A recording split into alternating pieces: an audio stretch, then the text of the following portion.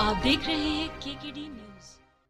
मध्य प्रदेश की राजधानी भोपाल शहर की 9 मसाला रेस्टोरेंट में आउटसोर्स कर्मचारी के हित में आए राजीव लोधी जी ने बताया कि आउटसोर्स कर्मचारी के साथ सौतेला व्यवहार किया जा रहा है। टेंडर पास होने के बाद भी समय पर पेमेंट नहीं मिलती। रायसेन जिले के अंदर लगभग 400 से 500 कर्मचारी आउटसोर्स के स्वास्थ्य विभाग में कार्यरत हैं। हमने टेंडर अधिकारी शुक्ला जी से कई बार बात करने की कोशिश की, परंतु अभी उनसे मुलाकात नहीं हो पाई। आने वाले टाइम के अंदर आउटसोर्स कर्मचारी के साथ ऐसे ही व्यवहार रहा तो हम लोग हड़ताल पर जा सकते हैं। मध्य प्रदेश के अंदर लगभग आउटसोर्स कर्मचारी 4 लाख के करीब हैं। ये कहना है राजेंद्र लोधी जी का। इस संगठन के विषय में बताना या डायरेक्ट मैटर बताना? हाँ, जो आपका मैटर है वो भी हाँ, इस विषय में आपने आज विषय हमारा ये था कि जो अपना स्वास्थ्य की जो सेवाएं चल रही हैं, स्वास्थ्य हमारे यहाँ जो सरकारी सिस्टम में अस्पताल वगैरह हैं, इसमें होता ये है कि अभी बहुत सारी अनियमितताएं होती हैं। इस स्वास्थ्य की सेवा सही नहीं है, दवाई वगैरह कम है। लेकिन इसके साथ में एक ज़रूरी चीज़ ये हो रही है कि जो टेंडर आवंटन होता है, जैसे हाउसकीपिंग का टेंडर होता है या फिर दूसरे जो टेंडर होते हैं जैसे कि सिक्योरिटी से लेवल के, उनमें जेम पोर्टल के थ्रू टेंडर होता है। जेम से टेंडर डलता है, कंपनियां टेंडर डालती हैं और उसको देती हैं। लेकिन ज़्यादातर जगह ये देखा जाता है कि अधिकारी पहले ही डिसाइड रहते हैं। ऐसा लगता है कि पहले से डिसाइड है कि किस कंपनी को टेंडर देना है, बस वो पोर्टल से खाना पूर्ति होती है, टेंडर डलते हैं और उसी को मिलता है जिसको मिलना होता है। क्योंकि नियमों को बिल्कुल नहीं माना जाता। जो पोर्टल पे जो नियम आपके डले हैं जेम पोर्टल पे कि ये नियम होगा, इससे मिलेंगे, और उनकी खुद की शर्तें, जो अस्पताल से जो अधिकारी जो टेंडर के लिए निविदा जारी कर रहे हैं, उनकी खुद की शर्तों को वो फॉलो नहीं करते कि ये जो हमने शर्तें दी हैं उन सबको तोड़ मरोड़ कर टेंडर दे देते हैं या फिर उसका कोई तरीका निकाल के टेंडर दे देते हैं। ये अधिकतर जगह होता है। और उसका दुष्परिणाम ये होता है कि जब टेंडर मिल चुका होता है किसी भी कंपनी को, अब पहले से ही जब बातचीत है, सब कुछ है, तो कर्मचारियों के साथ शोषण होता है। जैसे हमारे यहाँ रायसेन में भी है, नरसिंहपुर में, सब जगह जो टेंडर चल रहे हैं अलग अलग जिलों में, जिले लेवल से ये टेंडर होता है, तो फिर उनका वेतन समय पर नहीं मिलता, पीएफ नहीं कटता उन लोगों, भविष्य निधि वगैरह ये सब नहीं मिल पाती है, उनके पेमेंट में देरी भी होती है और ऊपर से कम भी दिया जाता है, और भी उनका जो भी टाइम ज़्यादा लिया जाता है। इस प्रकार के शोषण होते हैं। और बेसिकली ये आउटसोर्स कर्मचारियों के हितों के लिए था कि ये होता इसलिए है कि टेंडर गड़बड़ है, इसलिए था। और आउटसोर्स की समस्या सिर्फ इसी में नहीं है, जैसे मान लीजिए शिक्षा में भी है। हमारा वोकेशनल ट्रेनर शिक्षा में कार्य कर रहे हैं, अभी वो लोग कोर्ट गए थे कुछ दिन पहले, ये सब समस्या है उनके साथ। उनका मुद्दा अब ये है कि उनको टेंडर हुआ है यहीं से लोक शिक्षण संचालनालय से, उसकी प्रक्रिया उन लोगों ने स्पष्ट नहीं, ज़्यादा समझ में नहीं आती ऑनलाइन की किस बेस पर टेंडर होता है। हालांकि वो सेंटर से उनकी पेमेंट वगैरह मिलती है, लेकिन अभी तक वोकेशनल ट्रेनरों में 4-4, 5-5 महीने की सैलरी नहीं दी जाती। हर साल इतनी लेट चल रही है कंटिन्यू। 2-3 साल में उनका टेंडर चेंज होता है, कंपनी टेंडर चेंज कर देती, कंपनी बदल जाती है, उनके हाथ में सैलरी नहीं होती।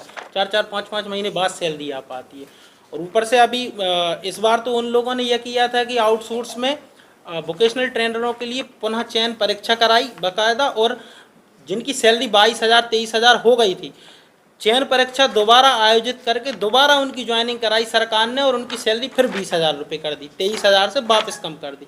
और ये ऐसा कहीं नहीं होता कि व्यक्ति काम कर रहा है 8 साल 10 साल से, 20,000 23,000 सैलरी आपने एक साल के लिए बढ़ाई और दूसरी साल बोले नहीं ज्वाइनिंग डबल से होगी, और ज्वाइनिंग डबल से करके सैलरी कम कर दी। भाई ज्वाइनिंग डबल से हुई है पर एक्सपीरियंस तो है ना उसका, और वो एक्सपीरियंस हाथ में लेके घूम भी रहा है कि हाँ भैया है, इतने दिन काम किया, लेकिन फिर भी सैलरी कम कर देते हैं।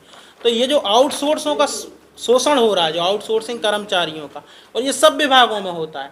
अभी जैसे कंप्यूटर ऑपरेटर जो लगे हुए हैं स्कूल शिक्षा विभाग में, कंप्यूटर ऑपरेटर लगे थे नवीन विद्यालयों में, उनसे संकुल का काम ले रहा, तो उनके साथ क्या हो रहा है कि अभी MP कौन उसका टेंडर रखे हैं, अभी वो निश्चित नहीं है कि किसका टेंडर चल रहा है, क्योंकि शायद सुना है कि MP कौन का ख़त्म हो गया है, लेकिन उसे चला रहा है। अब वो किसका होगा क्या होगा कुछ नहीं पता, उनकी सैलरी का भी समझ में नहीं आ रहा, वो भी अभी 2-3 महीने लेट होती जा रही है। तो ये सभी जगह का, ये हर विभाग का ये है।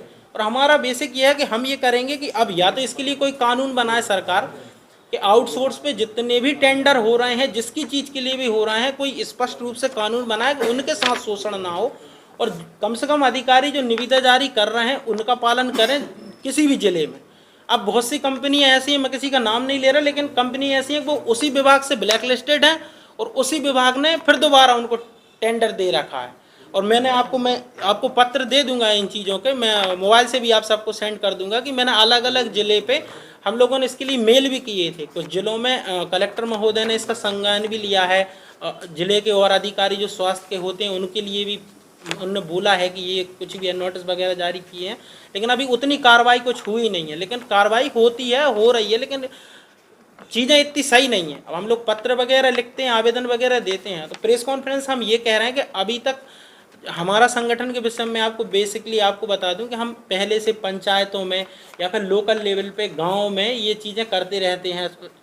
जैसे हमारा सोहागपुर, पिपरिया, गैरतगंज जो छोटे छोटे शहर हैं उधर हम लोग ज़्यादा काम करते रहते हैं, मुद्दे उठाते हैं लोगों की समस्याओं के। यहाँ भोपाल में कर्मचारी हैं आप मध्य प्रदेश में? कर्मचारी या हमारे संगठन के सदस्य बोल रहे हैं आप? नहीं, आउटसोर्सेस कर्मचारी टोटल। अब इसकी एकदम पूरे जानकारी तो मुझे नहीं है कि टोटल कितने होंगे, लेकिन यह लाखों में तो होंगे ही। अब मेरे पास, अब जैसे हम लोग जो लोकल लेवल पे काम करते हैं वहाँ में जो मिल जाता है, जिस विभाग का जो हमारे जान पहचान में जो मिल जाते हैं वही हमें ये सब बताते हैं। अब जैसे रायसेन में सिवो हम कंपनी का टेंडर चल रहा है रायसेन में अपने स्वास्थ्य में, तो वहाँ जो लोग काम कर रहे हैं उनसे बातचीत हुई, उनकी भी सैलरी नहीं मिल रही है। या जो कंप्यूटर ऑपरेटर काम कर रहे हैं वो मध्य प्रदेश लेवल पर उनकी सैलरी नहीं मिली है। जो वोकेशनल ट्रेनर हैं वो काम कर रहे हैं, उनकी सैलरी, जो विभाग जो लोग हमसे टच में आते हैं, हमने जितनी भी जगह देखा सब जगह यही समस्या, एक सैलरी टाइम पे मिलती नहीं है, और दूसरी जो समस्या वो मैंने आपको बताई थी। मंत्री तो ऐसे जिले से ही है ना? स्वास्थ्य मंत्री, हाँ वो राज्य मंत्री हैं स्वास्थ्य। प्रभुराम जी भी तो थे। हाँ, पहले प्रभुराम जी थे।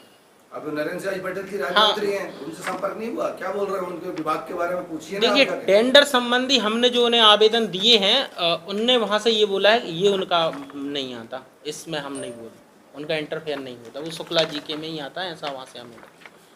शुक्ला जी से मुलाकात नहीं हुई? अभी नहीं हुई है। तो आप तो कह रहे पत्र व्यवहार कर रहे हैं? पत्र व्यवहार हमने मुख्य सचिव को किया है, मैं आपको दे दूंगा, और अधिकारियों को ही किया। अभी पॉलिटिशियन, हाँ, उनको क्या मेल वगैरह भी किए हैं हमने, तो ये सब किया है। बाकी अब हमारा ये है कि अब ये हो, नहीं तो हम इसका मुद्दा फिर अब यहाँ भोपाल में उठाएंगे और आंदोलन करेंगे या प्रदर्शन करेंगे। अगला कदम हम अभी तो खैर जितने जितने टेंडर हैं सबकी और जानकारी मिला रहे हैं, जितनी जगह हो रहा है और अच्छे तरीके